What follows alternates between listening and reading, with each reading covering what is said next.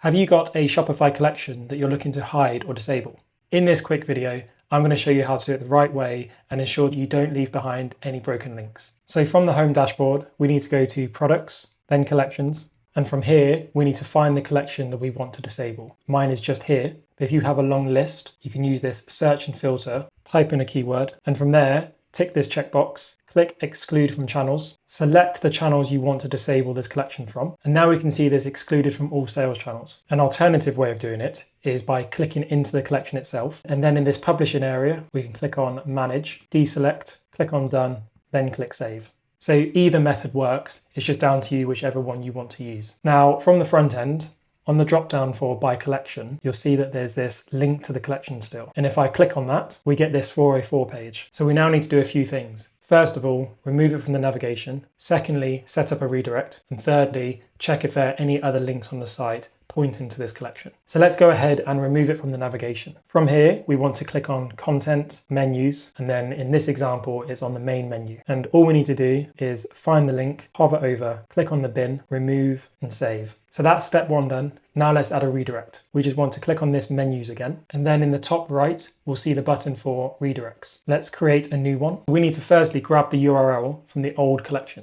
And we just need to grab from the /collections. We don't need the whole domain name, just the last bit. Now let's set up where we want to redirect them to. I want to send them to this front page collection. So let's click on that, copy again the last part, then click on save. Now, when I try to go to this old URL, it's working how we want and go into the new collection.